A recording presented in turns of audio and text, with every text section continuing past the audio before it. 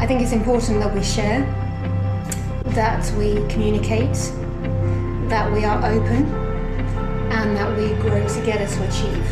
Because we are the voice of what wellness is about, and it's up to us to spread the message.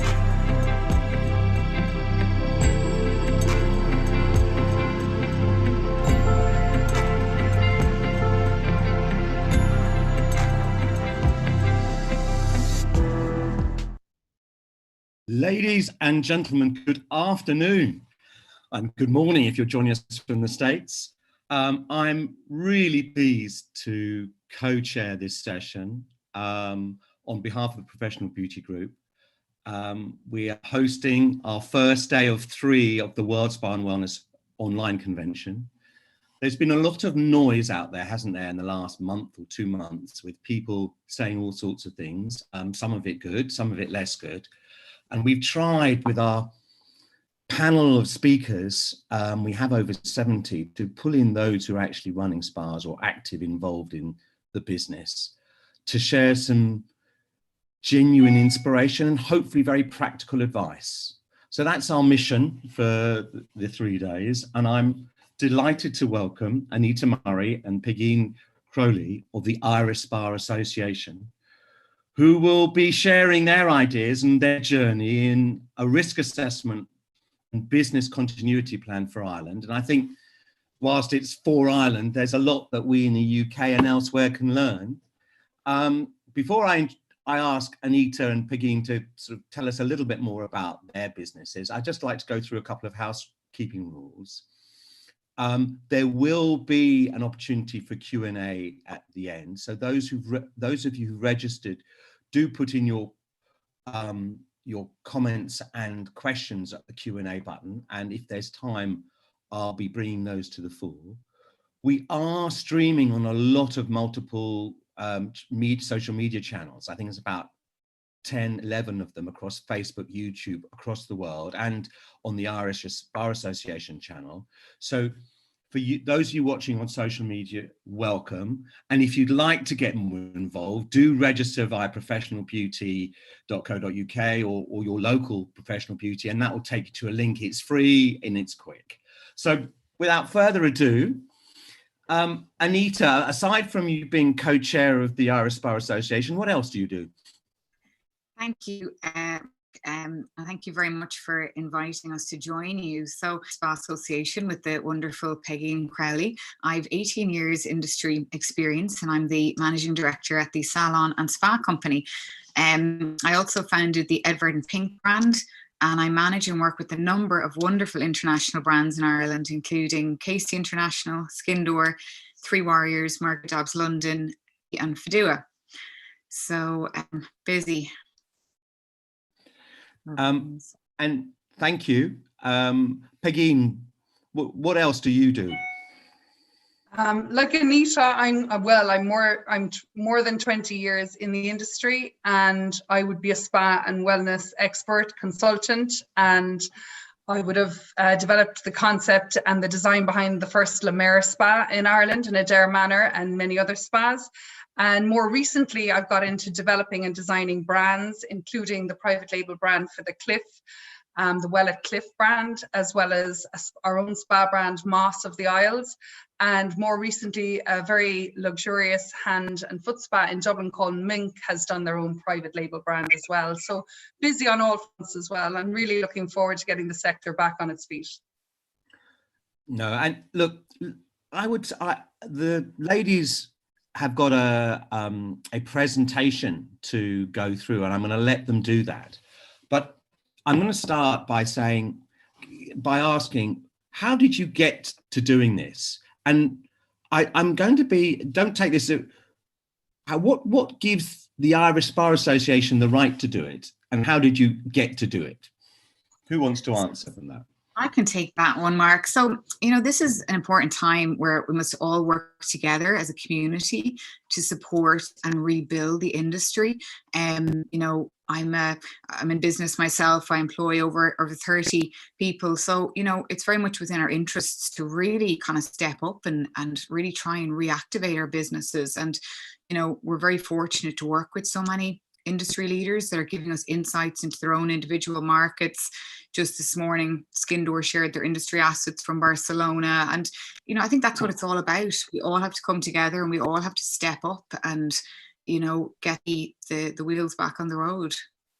I think certainly in the UK and Ireland, some people are waiting for government, aren't they? And I think government, wherever they are, and if it's even if it's a fantastically managed government, they don't know enough about our sector, and probably our sector isn't seen as the most priority. So we, as an industry, have got to come ourselves. In fact, when we did go to government in terms of guidelines and reopening measures, we were told by the National Standards Authority that we were best off developing our own for approval as opposed to waiting for anyone making it a priority at government. So, and that really empowered us, and it started the conversation, and the community has been incredible, as Anita says, and the reach out and the sharing of information from the very beginning with ISPA sharing templates and building frameworks. And then from there, it's a matter of reading, listening to webinars, building up intellectual property around it and stacking it against the Irish government's guidelines. So it's robust.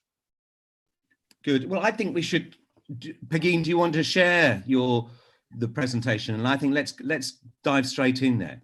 Perfect.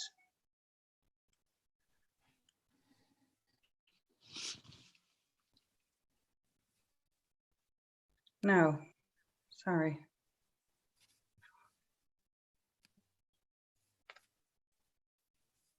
Will you share the one actually on that you have, Emma? I'm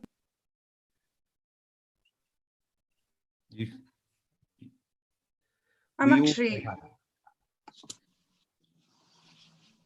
So I might run through just while we're waiting.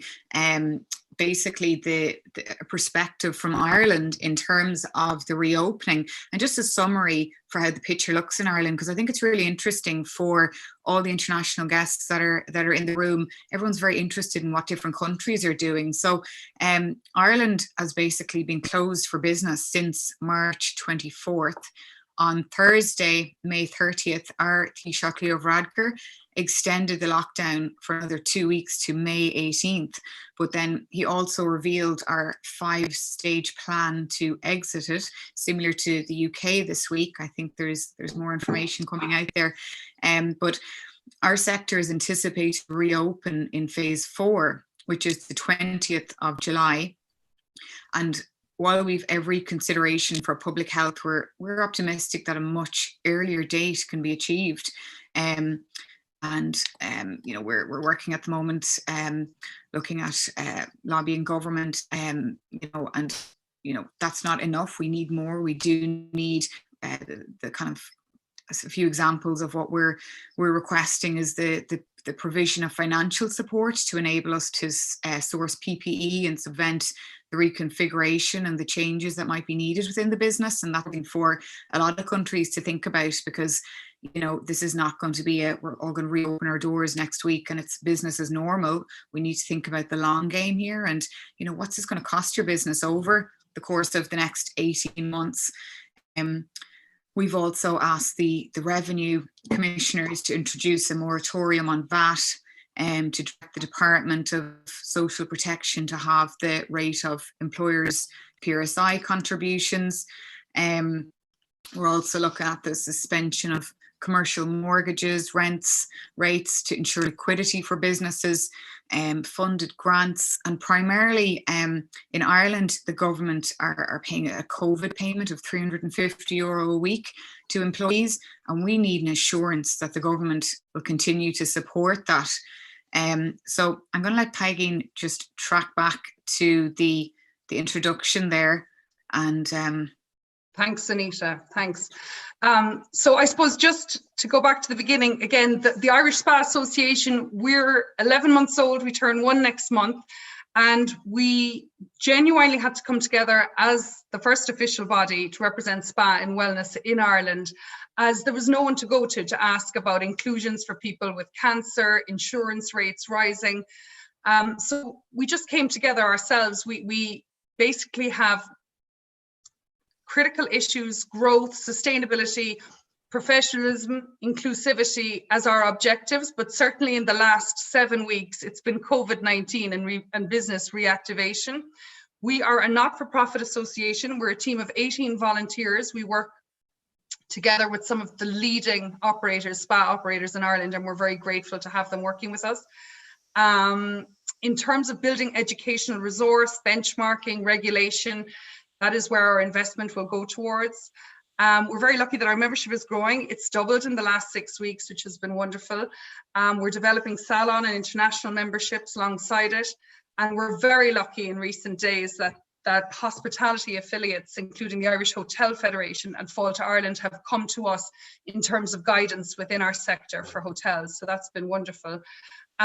We started our journey, I suppose, was a moment of paralysis at the beginning where you just kind of think everything's shutting down, all contracts are closing, all spas are shutting down, and you kind of wonder what's going to happen next. And then we began by trying to ask the right questions. And very lucky for us, our friend and colleague Niamh O'Connell is the Vice President for Wellness and Guest Experience at the Rosewood Hotels in Hong Kong. And they had opened for a brief period between the 1st and the 15th of March. They'd had a reopening before the second wave came in. And it was just so interesting speaking to her about the insights and the appetite of guests and the capture rate from the hotel and what treatments they wanted. So she agreed to come on a call with us, and we were lucky enough to have over 100 people on that call. And really from that, from her insights and her understanding of where the market stood at that time, we were able to build up a business continuity workbook to focus on while spa managers and salon owners were off, in terms of viewing their businesses with perspective now, streamlining work process, menu engineering, working with suppliers and partners, understanding the flexibility there, and really focusing on cash flow and budget. She was very interesting in the ongoing communication with customers and in terms of the communication on reopening and hygiene and sanitation. And she was ahead of the game in terms of us understanding the new normal market, how the local repeat business will be so much more crucial. It'll be regional. People will be driving to the hotels and spas versus flying in. So it was a wonderful call. We caught up with her before we had our second call last week, and they reopened on Friday, just gone.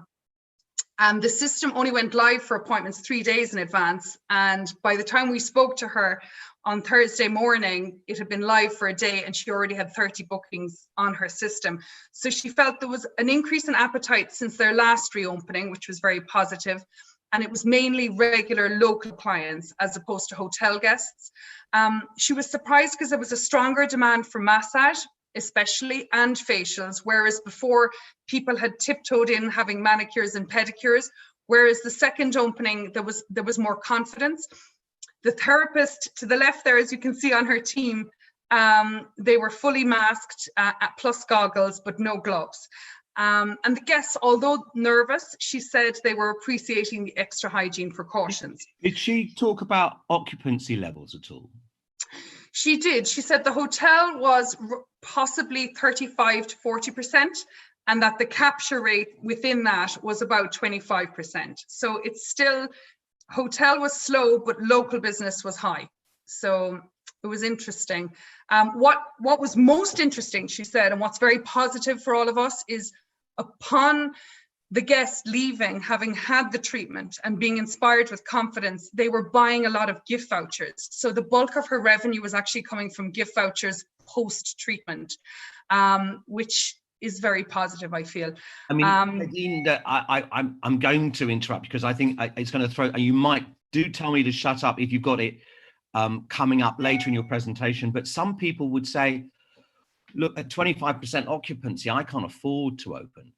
I think the lead time, I think what's more interesting there, Mark, is the lead time to opening, that they were given governance to open, and then there wasn't much time to promote it and drive it. So it was very short lead time. And that's why she was surprised herself. They wanted a slow, soft learning opening rather than, I wouldn't take that occupancy as business occupancy as the new normal. I would take it as an opening weekend where they're taking their time at it. Yeah. So in other words, it's an opportunity to build. And I don't suppose you've had any feedback if that has built. We haven't. I caught up with her. What was interesting that we spoke about as well was the pool and the thermal. Her thermal is closed in terms of steam and sauna, but the pool is open with social distancing at 1.5 meters. So she said they might look into making that a bookable, that even using the pool might be a bookable experience versus just turning up in your robe and slippers. So they're still finding their feet. It's kind of, they're living and learning every day. And that's why I wouldn't look at capture rates or occupancy just yet. I think there is a moment where they have already opened and had to close, which has costs. So they don't want that to happen again. So they're being very careful. Is it the view of your members and your consultation is that the general view, or is it split, that people should open when given the opportunity, on the basis it's a great way of building business? You've got to start from somewhere, or do you feel that business, obviously it's an individual business decision, but is it the view that one should open as soon as possible? I think every business will be different, and even in Ireland, as I'm listening to different webinars, for some businesses, opening in July or August and building slowly into a season where they're going to be low and not very busy. For some of them, they might wait till February, March, just simply as the investment for reopening. There'll be, there's talk of a second wave of the flus in October, November that people are nervous of. So every business will assess it differently depending on the seasonality and depending on, the corporate business. People in corporate travel, because everyone has survived this period on Zoom and doing what we're doing now virtually, businesses will be pulling back on the cost of travel and trying to do an awful lot of business in this way. So corporate market will have reduced. Your leisure market will be domestic and regional. Every hotel spa, now high street is different, but if we're just looking at this in a hotel context, I would say to you, some will open and do well domestically simply because others have decided to wait till February or March. So it's a win for some. I don't know how it's going to play out yet, but it's an interesting way of looking at it. Yeah. Again, I'm sorry, I'm one more question. I'll let you carry on because I know you've got a lot to get through, and it is a really interesting presentation. So I want to give you the opportunity to share it. But I had an anonymous question, whoever given it, but I will ask the question because this questionnaire saying, look, actually there's groups of salons and spas who don't want to reopen earlier because they feel that clients will feel it unsafe. How do you answer that? I'm a firm believer in when you're confident, if you feel equipped and if you feel confident and your business, to me, your clients, when people are reopening, there will be some that open and don't open. And at the risk of not opening and your clients going somewhere else and finding it very satisfactory, it's about being equipped, working to guidelines, working through checklists and wanting to be open and believing it's safe to be open and being assured because, and even at the ISA, it's not just about handing out risk assessments and doing checklists. It's about building an accreditation that you submit that homework, it gets reviewed, it gets audited, and that you feel confident yourself that there's a second pair of eyes looking at it and asking you the right questions. So it is a confidence issue, but certainly from a commercial standpoint, every business should be looking to equip themselves with the information to open. And I think your clients will follow you. I think we need to meet their needs. We need to see what they're needing. Like it's, as Anita said earlier, we talk about this new normal. The client has changed in this time and we need to meet that. So we've all suffered fear and paralysis during this time, but we've all come through it. And I think confidence is a big thing. Knowledge is key, and not forgetting our place that we're needed. People need us. So yes, and I think that when you go through the presentation, you'll look there is a counter argument, which is also that there are the cowboys and cowgirls who are operating I mean, The I've black seen market. the Sunday papers, the UK Sunday Yeah. papers are saying these people are operating, and at least you provide the decent guidelines. And But also we need to educate the end consumer that the black market is dangerous, that they're not equipped to administer, you know, Botox, microneedling, insurance. We have to educate the end consumer that it, already with hair, I mean, we're laughing, you know, if someone has their hair colored, you're almost looking at them now saying, who's doing, you know, we're intrigued, but we also need to educate the end consumer that it's not safe. No, indeed. Carry on. It's a great presentation. Sorry. Well, I'm going to hand over to Anita now, who's going to just take you through Ireland and the position we're in now. So thanks, Mark. Just to add something onto that last point, I think we also have a part to play ourselves in increasing consumer confidence. And I think the black market was there long before COVID as well. So, you know, it's not a case that this is something new, but definitely we have all of a part to play in educating the client that, you know, look for what to look for, and what spas are going to have accreditation and training and raise that level of awareness. So in terms of reopening Ireland, we've covered those points, and I might just jump straight into our core objectives. And again, it's kind of feeding back into that last point. Above all, we are ensuring the health and safety of our community, our employees, our guests, our customers, and our friends and our families. And that always must be at the forefront. We're not looking to reopen our doors from a commercial perspective. There's a lot of things that really need to be considered here. So yes, we must enable the commercial sustainability of our sector. There's over 25,000 people directly employed across it, and securing those jobs, as well as the many additional considerations, such as, you know, the real ripple effect that will be felt right across tourism and hospitality if the spa, beauty and wellness sector is unsupported. You know, now more than ever, people are focused on living a healthy lifestyle, and our industry will play a vital role in the recovery process, not just for Irish people, but for people all over the world. And as the COVID crisis has reminded us, the health of those in our country cannot be taken for granted. So risk assessments, detailed risk assessments will be essential. We've prepared a framework for this. You know, the agility of your company to quickly identify and respond to new risks is what's going to determine its livelihood, as well as that of your company as a whole. This global crisis has certainly brought that lesson to the forefront. You know, and this is constantly changing and evolving, and as should your compliance programs. The kind of next thing then that we are covering is your checklists. These will be essential tools. We want them to be user friendly and identify the range of issues for businesses to consider in responding to the outbreak, and future proofing as well. So in terms of our resource partners then, we're very fortunate to have established, just on the next slide, we've just detailed, just to give people a little bit of an idea. I know you asked us, Mark, initially, you know, where we're sort of drawing on, but we're very fortunate to have established a wonderful network of leading resource partners and experts in every individual area, so we can really lead with confidence. You know, companies like Garryany, Beautiful Jobs, Peninsula, they've just been so generous with their time and with their you know, their resources, and it just is enabling the whole sector to get back on their feet. Do you have the next slide, Peigin? Is that moving?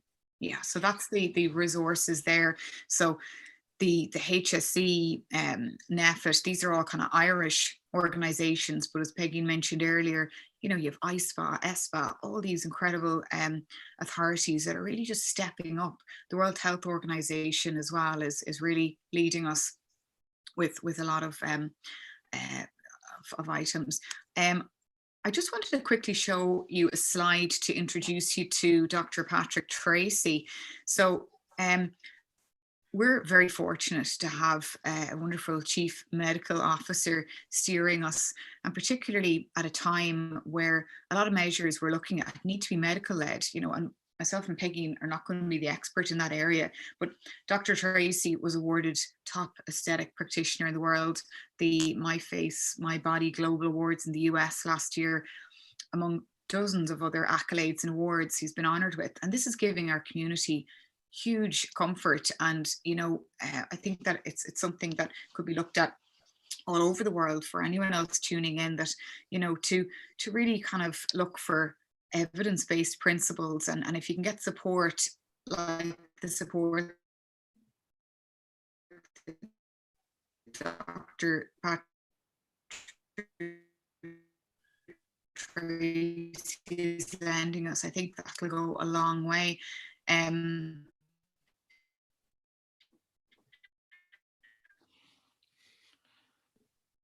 Anita, I don't know if it's me, but I think if you want to perhaps hold your video. I spoke to Dr. Tracy this morning, and today, it's his day. Got me? Okay? Yeah, just your sound went. Perfect. Am I back? Yeah, you're back. You're back.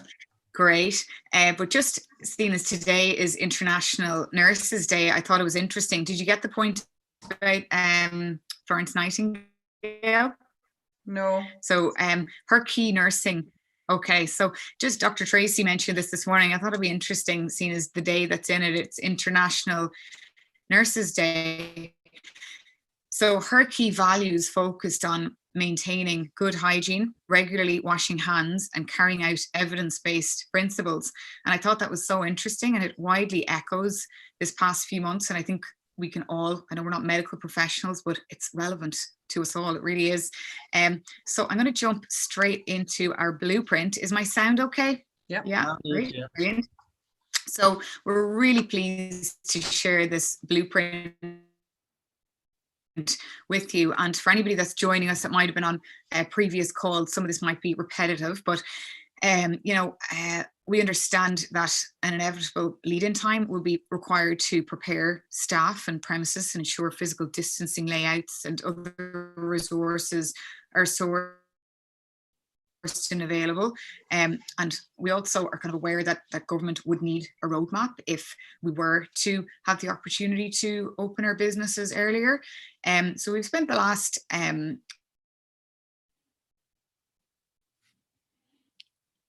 6 weeks preparing a blueprint for business continuity.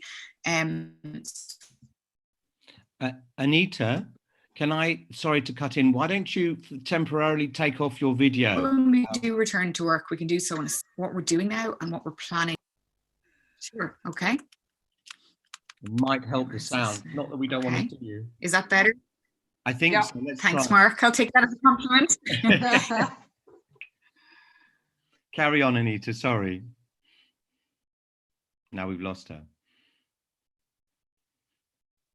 Peigin, why don't you? I'll pick up for her. Yeah, absolutely. So what we've built is, I guess, beyond all the templates that have been floating around, we've had to stack this up against the Irish guidelines. Does it sound better? Yes. Can you hear me? Yes. Brilliant. So. No, Anita, it's still crackling. Can you hear me? Yeah, go again. Try again. You want me to jump in? Yeah, jump in there, go. Okay, right.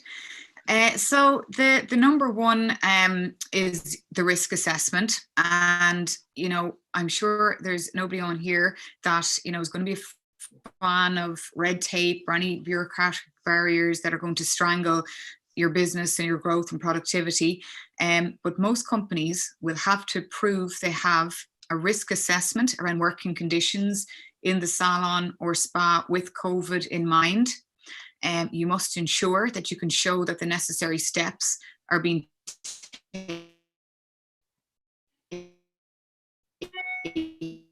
taken as far as reasonably practical. Mark, you asked me a question on the employer, and this is why this is very important, because you know, the overriding principles should be safe, rational, evidence-informed, and fair and open approach. And, you know, as a manager or a spa operator or salon operator, as long as you have, you know, a good framework in place and a good risk assessment, you know, you're going to identify any of the pitfalls, and you know, you can reasonably maintain your business continuity. So where the risk assessment identifies wearing of gloves as a requirement of the job, an adequate supply of these should be provided, and staff must be instructed on how to remove these carefully in order to prevent contamination. There's an interesting slide later on that we'll share with you on that point. And above all, it must be understood that gloves are not a substitute for good hand washing. We would welcome the widespread use of the assessments that we have in place to really raise the standard at this level. Another area is, now the blueprint is very comprehensive. We're just touching off the kind of key points that people might find interesting. Returning to work, what we should be doing right now, start thinking about business continuity and return to the unoccupied premises. Common issues, according to our consultancies, would be Legionella, pest control. You know, you might think your spa or your business is clean, but you need to have the documentation to validate and verify that. And the documentation is really, really important here. You have the reverse burden of proof. So if in 6 months you're asked about a cleaning rota, and if you don't have it in place, you're not going to be able to prove it was in place. And that's where the difficulties might arise, because, you know, there's an element of unknown as we begin to reopen our businesses as well. Infection control, hygiene policies and procedures, again, are very, very important. Preparation is going to be everything. Summarizing some employers' considerations, you're taking a look at stress management, workplace stress, specific codes of practice within our spas and salons, observing social distancing guidelines. How's your business going to implement that? A review of your employees that might be considered more vulnerable, higher risk, expectant mothers, for example. Then your hazardous substances, you will have an increased use of cleaning agents. We're going to be using a lot more chemicals. You know, there's the Chemical Code of Practice 2020 that's been launched. We're going to be looking at that as well.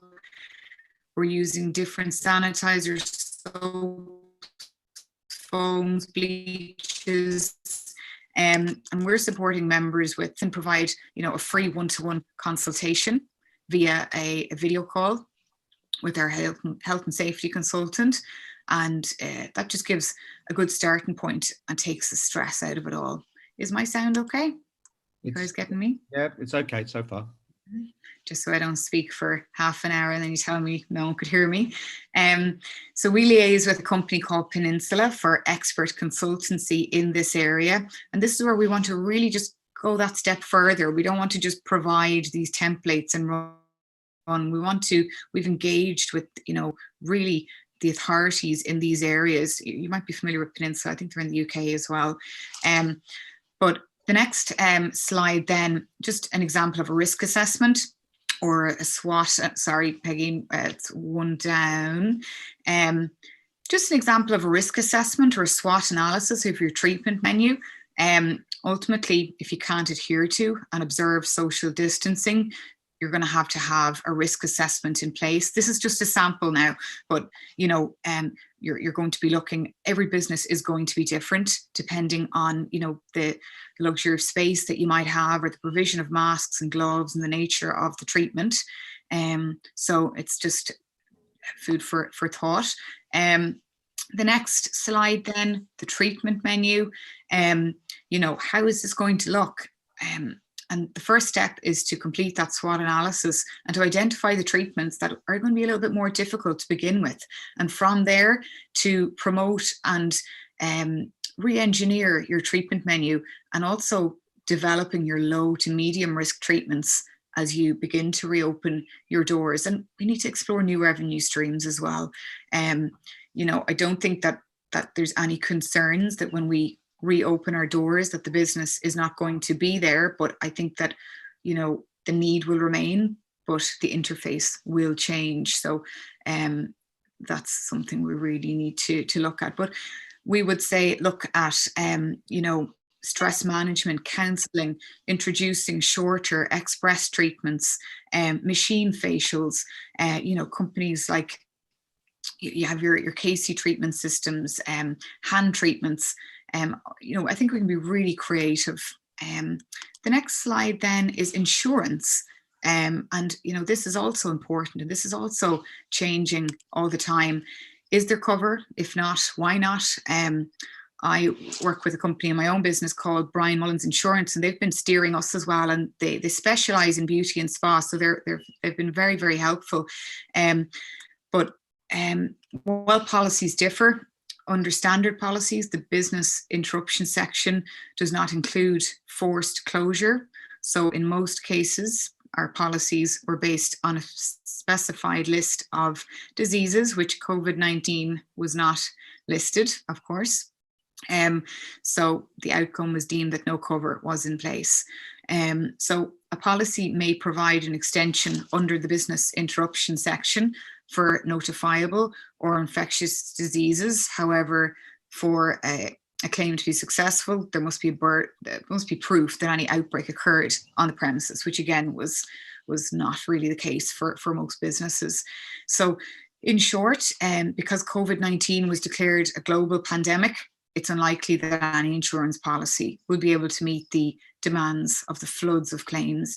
But moving on from there, what you need to do now, unattended properties, you need to make sure that you're in touch with your insurance company as the lockdown measures are extended. A big exposure is the continuing requirement of you to engage with your insurer and let them know that the premises is empty or vacant.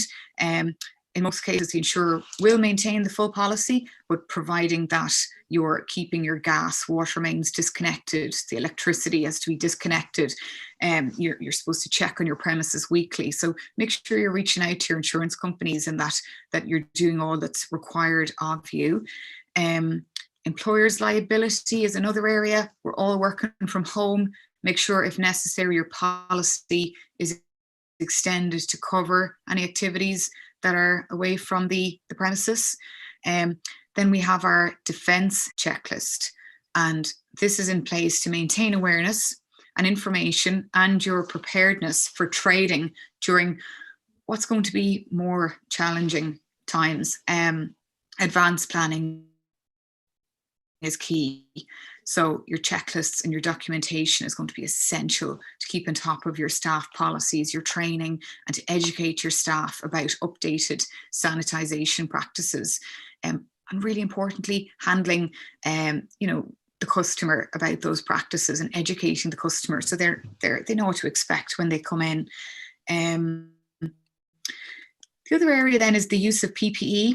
This is going to be difficult because obviously the pricing has increased exponentially, but and I know the jury is out for a lot of people still on PPE, but ultimately if you're unable to maintain social distancing, serious consideration needs to be given to this area for business continuity and to satisfy staff and the customer. You're looking at screens, gloves, uniforms, aprons, and then we can still maintain our core of hospitality, well-being, care, and even luxury by adopting beautiful welcome rituals, cleansing the hands with incorporating essential oils and disposable hot towels. Scrummy is a fantastic company that's making biodegradable disposable towels, and that's an interesting area to explore. On the next slide there, you're looking at this is from the Lancet study, and the masks, we're talking about the COVID living on them for 7 days, and that's frightening, but it really just brings home the importance of performing proper training with your staff, how to remove them, how to dispose of them.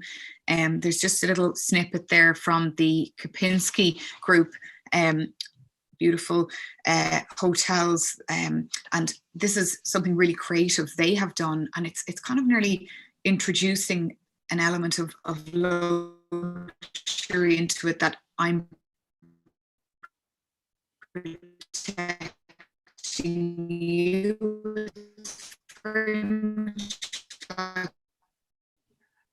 Anita, you're do in Asia as well. We're really reassuring the guest and reassuring the. Do you have me? You're yeah. okay. Okay, brilliant.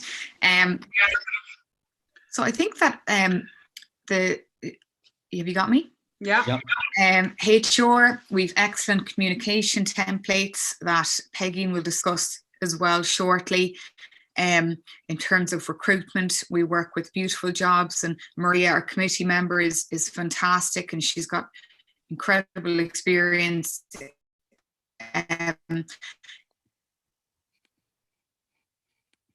No, can't hear you, Anita. With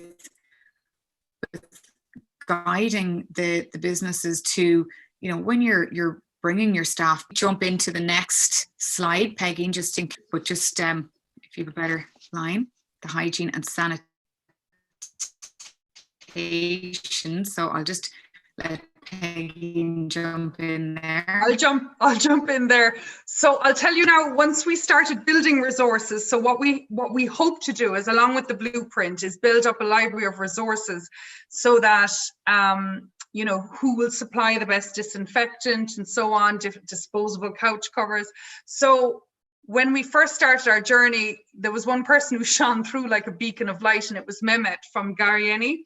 And he basically gave us countless hours on the phone working through autoclaves, sterilization methods, tools, so on. So we're very grateful to Garrieni for partnering with us on that. And certainly in terms of developing information and education around the difference between barbicide and sterilizing using an autoclave, all of that is so interesting, and we have to learn it. And as a resource, it'll be stacked up on our library. In terms of Ecolab, a partner, they've been fantastic at building modules that are specific to spa, pool hygiene, different surfaces. As you saw on Anita's slide there, the virus lives for longer. So making sure we're cleaning the floor, cleaning the face cradle, that we've wipes, that we're not spending all day at it between treatments, that we have fast acting, quick sanitizing and disinfectant chemicals. And then you have to look at uniforms, linen, and performance of killing, and proof of the efficacy of the product against COVID-19. So Ecolab have been incredible, building guidelines, pool and spa. I'm racing through the slides now, sorry guys. In terms of communication, which is key, because the balance of all of this lies in our hospital grade sanitation, as well as communicating this to customers, but most importantly, letting them know we haven't changed. We are still here to mind you. We're not a hospital. We're not medical. In fact, we're the wellness response to what they've been through, which has been highly medical. So we really need to make our guests aware that there will be masks and gloves, but we really need to look at it through the lens of why people go to a spa in the first place, and go back to communicating the benefits of spa and how spa can be even more to them now in terms of even non-touch coaching, stress management. We can't start looking or feeling medical. We have to inspire confidence, and we have to find a balance in doing that. We must address the emotional and spiritual needs that don't get addressed in the medical community, and this is the dialogue we must now go to for everyone's benefit. We've had huge support from Premier Software. Both Robert and Laura gave us countless hours on the phone. We were very lucky to have Michelle Ryan from Ashford Castle, who would be a leading award-winning spa manager in Ireland. And in terms of working on templates, we began with the hotel spa template, and Laura and Rob were excellent in helping us. Our objective was to help the client understand the new normal in the spa prior to arrival. Very much about the email going out in advance, which would include treatment confirmation, health questionnaire, COVID-19 declaration, your GDPR tick box, your treatment disclaimer, and a signature, but making that feel like a wonderful welcome note. And that's where Robert and Laura were absolutely excellent. Where they were also brilliant is in terms of the tech that Premier Software could adapt with contact tracing, understanding what guest had come into what treatment room, had what therapists, and sat in the relaxation room next to what guest. So that's amazing tech to have in a recovery situation where COVID has entered the building. The email looked very much like managing the communication reminders prior to an appointment, making the client aware of their responsibilities to protect themselves and others, having a detailed guide to using the spa and what precautions need to be taken by the therapist and client, your social distancing guidelines, appointment times, and managing capacity within your space is very important. Hotel guests being encouraged to arrive in their robe and slippers to reduce changing room. Restrictions to pool and thermal to be advised on that email as well. And changes, this is an important one, changes in policy to waive any cancellation fees. If the client believes they may have symptoms, the last thing we want to do is penalise people if they have a cough or a slight temperature and they think they're going to be charged €200. So we have to manage that as well. Links to electronic consultations and a request that the clients log in prior to arrival to declare. And even the timeline between that, is it 24 hours before, is it 3 days before? All of that is up for discussion at the moment, and very much about just advising guests to bring their own reading materials, just making them aware of how different it will be, but we're doing everything to ensure their comfort and safety. Communication in Ireland, certainly the posters have been very bright and yellow, and I don't think any of us will choose the color yellow after this, but certainly where we want to work as an association is we want to build signage that is comforting, is educational, that is also beautiful and spa and wellness like. So we'll be building up some resource on that and maybe producing a card on arrival just to reiterate what's going on. There's wonderful videos going around as well. Kempinski have done a beautiful video of what it's like to arrive in a hotel, and we'd love that to develop into a spa as well. Back of house, obviously your training posters, reminders at sinks and so on. And really just looking at the road ahead, and we're very lucky that we have thought leaders such as Sue Harmsworth, who we joined a call about 2 weeks ago now. There was 630 people on the call, and I honestly can't tell you how inspiring the community and the warmth and Sue's presentation and positivity throughout it all. It was an excellent, excellent seminar. But just to summarize it, the key to success, as Sue felt, was the upcoming availability of cheap, fast COVID testing, being perhaps a prick test on the finger that could give us understanding of people immediately if they had it. Hospital grade cleaning, hygiene, sterilization of equipment and PPE.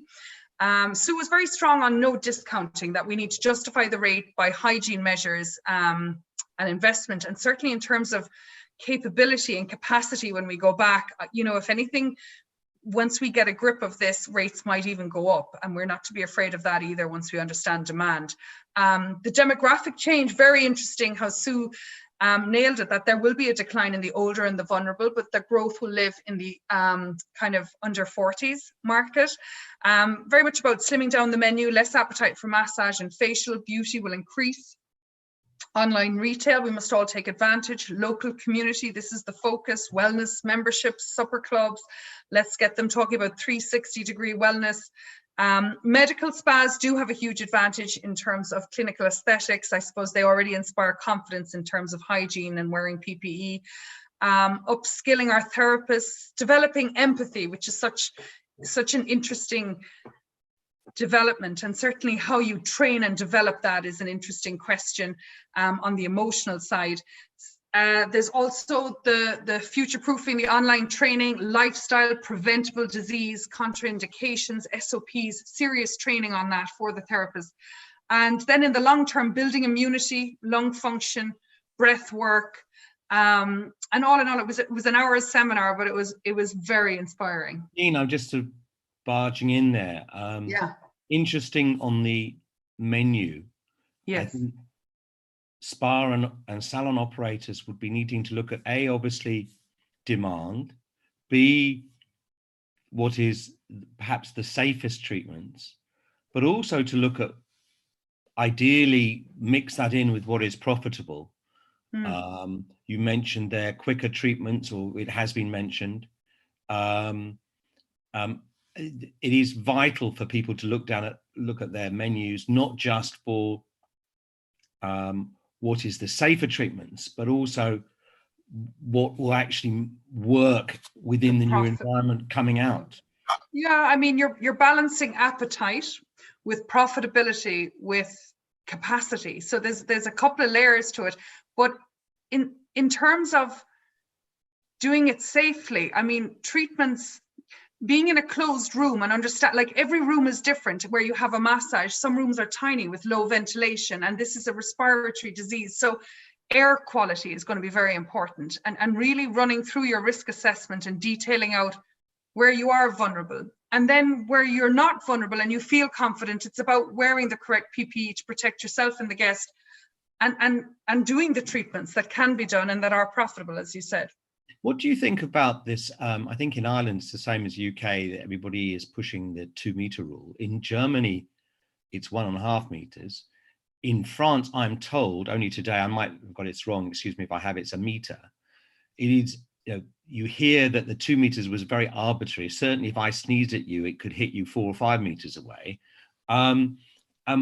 What would you say for that, particularly on smaller spas and salons? I'm going to let Anita take that one because she's quite passionate about it. So you go for it, Anita. Thanks for that, Peigin. I think that we might end up with a 1 meter. I think that in the Irish guidelines that were just released this week, they did mention that where it wasn't possible, that workers' desks could be 1 meter. So I don't know if anybody noticed that, but that could extend to your nail bars and other stations as well. But I think that there's a lot of safeguards you can put in place to allow us to move forward with the 1 meter, like the disclaimer before the guest arrives in the salon or in the spa, introducing PPE. But I think that that there is a few bodies in Ireland and potentially over the world pushing for an acceptance of the 1 meter in order for reasonable business continuity. The restaurants and the hotels are pushing hard. I've got 2 ladies, one Christine Clinton, an Irish woman, but of course, as you know, she's based in Philadelphia at the moment. And she says she has practices in the States and in Dublin, and she has a huge wait list for her massage. So good for you. I'm not surprised, Christine. Well done. Well done. And I think Marisa Dimitriadis in South Africa has also said that her clients have those who are getting in touch are very much reaffirming their need to be massaged. I was surprised in Hong Kong, where originally beauty led the treatment choice, and this time it was massage leading, and then facials, and then beauty. And she was surprised herself, and she was delighted because the power of touch is at the center of everything we do. So to eliminate that would break all our hearts. So I think sharing these positive stories is really important, and making people feel confident and not afraid, because fear will mean you stand still. Right now, you have to keep listening, keep learning, keep reading, keep moving. Ladies, we've officially, we can run over a little bit. We've only got 5 minutes left. Is there, is there any particular elements of the remaining part of the presentation you particularly want to highlight? And before you answer that, will it be, I've had a question from Adele Heymans. I'm sorry, Adele, if I've got it wrong, Heymans. Will you share this presentation? Will it be available? The presentation won't be available, but if you go to our website and come onto our database, our blueprint will be, it's being formatted at the moment and it's going live at the end of the week. So the blueprint will be available to everyone. And then for our members, the Bar Association website. Yeah, but for our members, then we will have the business continuity. So to supplement the blueprint, there's the business continuity workbook, risk assessment, free documentation audit with our partner. There'll be communication templates, eco-lab, diversity, online training modules for hygiene, guidelines for pool and thermal, recommendations for sterilization equipment. And Gary and I have put together 2 brilliant slides for this presentation. But unfortunately, my techie skills meant I went to an old presentation. So I'm sorry, Mehmet, for all your work, but that will go out to everyone in our membership. And then efforts of sourcing. I mean, Anita and I are both very passionate about people getting back to work, feeling confident and feeling equipped most of all. So we're actually sourcing high grade, low cost PPE ourselves, which we will sell on to members at not-for-profit at cost plus shipping. So we're doing everything we can, and we're, you know, the response from people on this crusade has just been incredible, and we're very grateful, and we really would like to thank them. So in terms of Peninsula, Premier Software, Laura and Rob, Beautiful Jobs, Maria, Mehmet at Garieni, Janice at Ecolab, and Brian at Brian Mullins, we say thank you to all of you, and everyone else who wants to reach out and join us on this. We'd be delighted to welcome you. So thank you. Okay, thank you very much for the presentation. Now, ladies, I mean, what do you feel? We've had some questions. Do you think it's safe to use a sauna or a hammam, or even a swimming pool in this environment? So I think that your biggest challenge there is social distancing, but the World Health Organization does have guidelines on the chlorination, and you know, it's not dissimilar to the existing viruses. So I think that the best reference point is probably the World Health Organization for that, in terms of the level of disinfection that's needed.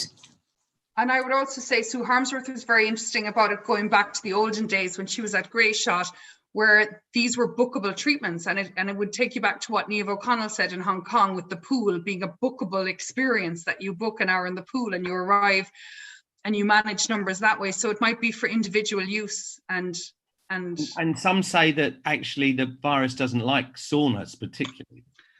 How it's responding in heat and humid air, no, we don't have the data. And to be honest, Mark, it's kind of something we're going to look to delving into in the next section. Right now, our heart and soul is behind getting people back to work in revenue generating treatments, and the pool and sauna piece, where we don't have a solid ground just yet, we're waiting. So fine. What do you see? We need to be really careful in that space, because there's so many different, to verify the information. And I think everything should be medical led when it comes to these type of guidelines, because there is so much speculation. Sorry, Mark, I cut you off. No. Christine is saying that there's some data shared on the Global Wellness Institute. So there could be a source for people. What do you think about testing your staff? Should spas test their staff? And a second part of that question, how can, we haven't really touched on staff in team members in this presentation. How can you make them feel safe? Or two questions there in one regarding staff. I think that's a huge factor with your staff returning to work. There is a consideration around workplace wellness, and I would suggest to maybe looking at an employee assistance program in the workplace, so that you do have that resource available for them. In relation to testing in Ireland, for example, the level of transmission is low. It's suppressing all the time. I think by the time we open, the risk would be very low, but it certainly would be a consideration, if we did see a second wave, to mitigate the risk and to ensure that, we're in good shape to continue trading. But again, that's changing all the time. There's different tests coming out, and but I wouldn't be against it, but I don't think it'll be necessary in Ireland, where we're going to be when we open up initially. No, I see that. And aside from the obvious health, hygiene, safety, has this produced from you or the members any other ideas to boost the guest experience when we come back? Is there any other wow factors or anything else that we've thought about in this time that can somehow enhance the guest experience, as opposed to them feeling it's going to be like a hospital? I think the guests, I think we're badly missed at this time. And I think when Sue Harmsworth speaks about therapist empathy, I don't think there's any wow factor here, Mark. I think it comes down to genuinely connecting with people again and being looked after in a safe environment. And I go back to the power of touch. Michelle Hammond has coined the phrase, the power, you can't replace it, and time with people. But I also think we'll pivot in some ways there will be non-touch. There'll be a build-up of coming to the spa for stress management and nutritional and lung function and overall health and preventative health. So a lot, I look to Sue Harmsworth a lot in her slide, it lives in there. But the wow factor for me is simply minding our guests, minding our customers, and showing them. I'm changing tack, what can we do more if one believes, I know not everybody does, that if one believes that the salon spa sector should open as soon as practically possible, how can we do more, do you think, in Ireland to get that point across as a profession, as an industry, to make representation better to government? How do you think we can do more, aside from the good work you're already doing? I think that, you know, it's providing the risk assessments and making sure that they're comprehensive.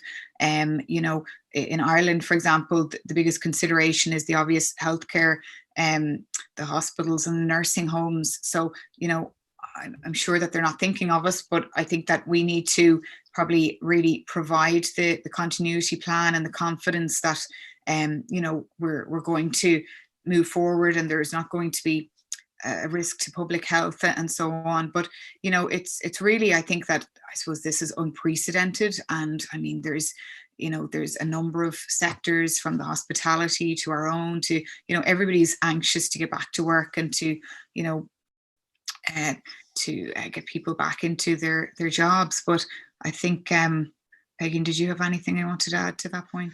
I just would say, in terms of government, we fall between two stools, because we're not a hair salon, which is listed in the roadmap, and within hotels, our social distancing is different. We can't adhere to it. So I think it's so important that we appear robust, that we've thought of everything we possibly could, that we've equipped everyone to be confident, and therefore government will see us as prepared and ready and have the PPE, what's required. And I suppose it's where we struggle is we don't want to take PPE from the front line, but we you know, it's just getting a measure and a balance around it all. In terms of communicating with customers, i.e. the end client, what do you think spas and salons should be doing now, this moment? What's the feedback that you've had? What should we be doing now in our communication with clients? I think where possible to keep in touch with your clients, you know, particularly your older clients that don't have the access to the social media and all these outlets that we have. You know, I think that if you're not online, you need to get online. I'm not sure what other countries are doing, but Ireland has a grant for the websites, and that expires this week. So that's really important to take advantage of that. You know, and to explore and to be creative and to look at, you know, how you can do virtual consultations and facials for your clients, and even if it's like breathing exercises. But I think that people won't forget that. And you know, I think that if we remember our clients now, that when we reopen, that, you know, they'll be good to us in return.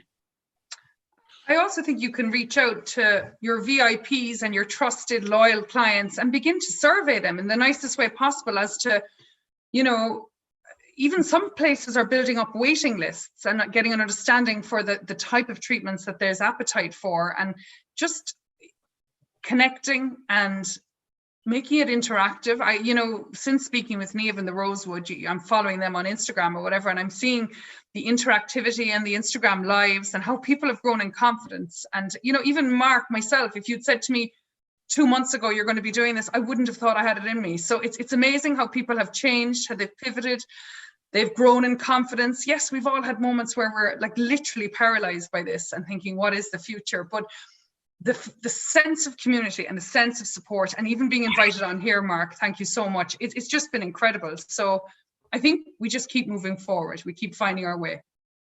Well, I have a couple of questions on the chat, and Bevan Moloney from Galway, who has an electrolysis clinic, and she says, look, we work closer than a meter. I'm prepared to use visors and high-grace masks. Do you think this is okay? It's probably a little unfair, but what's your take to that kind of a question? I think there's a number of factors. I think that you have to mitigate the risk as much as possible by completing very detailed consultation before the client comes in. You know, they'll have to complete a declaration, which would include those questions like, you know, that there's nobody in the household with COVID, and you're just kind of lowering the risk all the time. And when the customer arrives, you know, when you're working at that close proximity, you will have to wear PPE, but you know, you need to perform your own risk assessment as well, and look at the size of your treatment areas, and you know, the age of your client as well, that the clients that are a bit more risk adverse, and you know, make the decisions best placed on that. I just on the fact from you, Peigin's notion of a VIP list, Maurice has chatted to that with her clients in the US. I'm sorry, in South Africa, and I know also that a couple of UK salon owners have just reached out and were surprised and heartened by, you know, that do people still want us? And actually, we're inundated with their clients. Not all, of course, but so many clients coming back and say, yes, we do. And when can I book? Can you remember me to be the first one? So I think it's morale boosting for all of us. It's morale boosting, but it's also a pulse check. It's really interesting because we don't know what they want and need as much as they know. So you know, ask them and touch base with them, the ones you trust. And you know, I've even seen people open up, you know, waiting lists on Instagram, on Facebook, and you know, we have to be brave as well. We have to be cautious. We have to be educated. We must use all the resources, all the checklists, but we must engage with our customers. No, exactly. I've got a note from Jean-Guy de Gabriac, who's our co-host with the World Wellness Weekend on this week, and he was saying that Dr. Mark Cohen, he has got scientific evidence to support the use of heat to treat COVID-19. So we can share that. It's on the chat in the panels there. That was on this morning. I heard it was brilliant. Yeah, well done. Peigin, Anita, we need to sort of bring this to a close. Do you have any final word, Anita? Do you have any, and then Peigin? I will end on a huge thank you to everybody that is supporting us, and please reach out if you've any support to offer. And as for all of the spa operators and therapists, you know, you can keep in touch with us on our social media channels and on our website, and we're here to help. So for as long as we have the time on our hands, we're here to help. So please reach out. I'm seeing all the names come up on the screen. Nuala, Wolf. It's just so lovely to have you all, and it's so great, Mark, that you've facilitated this. And all I can say is both Anita and I are growing in strength and confidence, and our tech skills are getting there. And we're just delighted that you've the patience and the trust in us. So thank you so much, and thank you very much, Mark. Really. Oh, it's real pleasure to get the view from Ireland. I think in Ireland, from a UK perspective, has come out to this very well, and we've noticed what's coming out seems very organised from the country. So thank you very much. Looking forward to seeing you soon in person, hopefully. Definitely. And ladies and gentlemen, we'll end the panel now. I must announce the next panel at 5 p.m. UK time. Look forward to seeing you all there. Peigin, Anita, thank you both very much. All the best to you. Take care. Thank you. Bye-bye. Take care. Bye-bye.